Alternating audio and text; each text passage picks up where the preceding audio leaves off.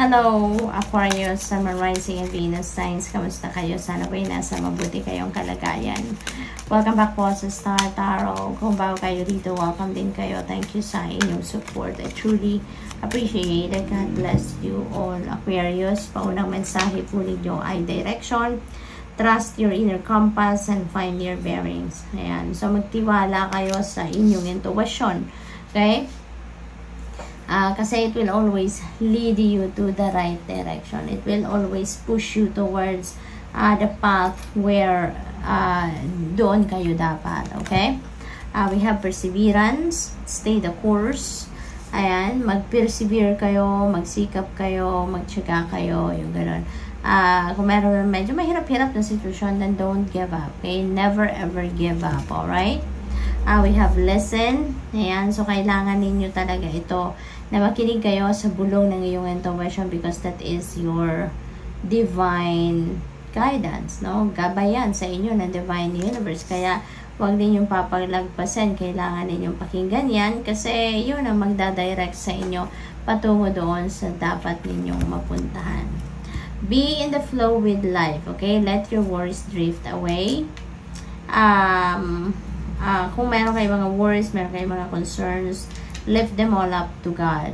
Okay? Ialay nyo na lang yan sa Panginoon. Ialay ninyo yan sa divine universe. Okay? Kasi mas magandang sumasabay sa agos ng buhay. Kasi mas mapapansin ninyo na mas magaan ang journey, mas yung mga wala kayong stress, diba? Kung meron man, konting-konti lang, pero mas maganda talaga, no, na inaalay ninyo sa Panginoon yung lahat-lahat. Kasi yung parang sasabay lang kayo sa kung saan kayo dalhin ng agos ng buhay. Diba? Wala kayong problema, walang puproblemahin, yung gano'n. We have wish. Wow, a wish is coming to fruition. Sabi dito, your heart's desire is ready to come true. Aquarius, so napakagandang blessing ito para sa iyo. You are definitely getting what you want. Kaya, magiging masayang-masaya kayo rito.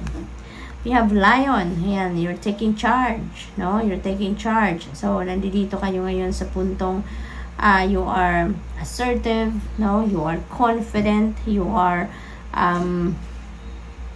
tawag dito, determinado, yung ganon, focused, no? So, you're really going to take charge of your life sa ngayon. We have Owl, ayan, merong mga intuitive messages, no? May mga spiritual messages coming your way dito, no? Sabi dito, there are spiritual messages and great wisdom to be found during this period of transition. So, merong mga changes sa buhay ninyo na mangyayari sa ngayon. And marami kayong matututunan from the transition, no? Yung pag-change, kumbaga, pagkakambyo ninyo, no? Sa ibang parte ng buhay ninyo that is going to leave you a lot of wisdom, no? A great wisdom. So, napakaganda. So, tignan natin kung ano pa ang ganap dito for Aquarius.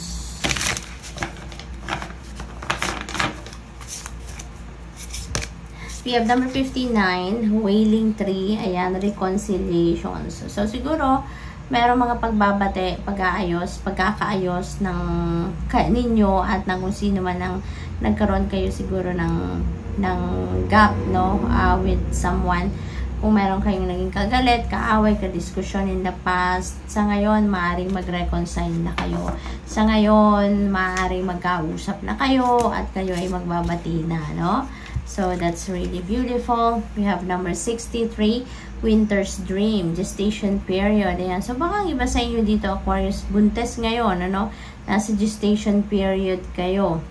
Or, baka meron kayong inaalagaang plano or ideas sa ngayon, nurture ninyo to, nagre-research kayo para makakuha kayo ng mas maraming impormasyon, mas maraming facts na makakatulong, no, sa pagbuo ng plano ninyong ito. We have number 58, Ego Sublimation. Ayan, so Aquarius, siguro siguro you are realizing sa ngayon, ano, na there is something na yung parang may discomfort kayo nararamdaman or nararanasan sa ngayon. within yourself. So, siguro you're realizing na parang meron akong ano rito, parang hindi ako to, no? This is not hindi ito yung genuinely na ako, kasi hindi ito yung gusto ko, yung parang ganun. Pero yun ang sinasabuhay mo. Maybe for whatever reason, ano, meron sigurong nagdidikta sa'yo, or merong nagbabawal sa'yo, yung ganun. Kaya parang may mga part, no, ng sarili ninyo na parang masasabi mo siguro na hindi ikaw yun, hindi yun yung authentic na ikaw, no? Kaya maaring yun ngayon ang didiskubrihin mo, no? What's the real you? Who are you talaga, no? Sino ang tunay na ikaw? Kasi maaring dahil sa dinidiktahan ka ng ibang tao, yung parang maybe nalilito ka na rin, diba? Ito ba ang gusto ko? Ako ba ito? Diba? Yung mga ganon. So, maybe, you know, you're going to realize na sa sarili mo na hindi ako masaya kasi hindi ako ito eh. Diba? At maaaring yun ay tatanggalin mo na sa buhay mo. No? At aalamin mo sa sarili mo kung sino ka ba talaga, ano ka ba talaga, and you are siguro going to embrace the real you, no, from here on. So we have your dreams need a practical plan. Kailangan mong pagplanuhan, ano, you need to plan ahead, no, kung paano ninyo gagawing, how you're going to make things happen for yourself, kumbaga, no, when it comes to your pangarap. So, maaring ito yung mga ninyo, pagpaplanuhan ninyo sa ngayon.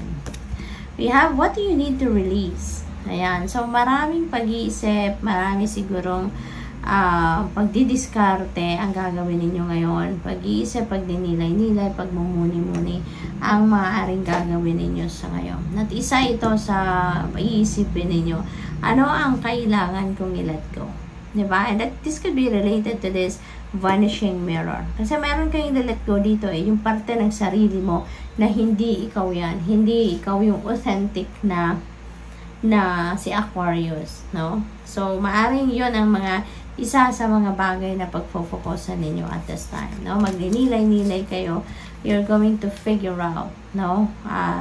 Kung ano ang dapat ninyong i-let go at ano ang dapat ninyong i-keep. Confidence is your key to success. Ayan. So, this is a beautiful reminder para sa'yo. Okay? Be confident. Kasi yung confidence ninyo, yung assertiveness ninyo, ito yung magdadala sa inyo sa tagumpay. So, this is a reminder para sa inyo. Na among other things, this is the most important ingredient, no, ng inyong tagumpay, ang inyong tiwala, no, ang inyong tiwala sa sarili. So, be confident. Good luck. Thank you for watching. Love and light. Namaste.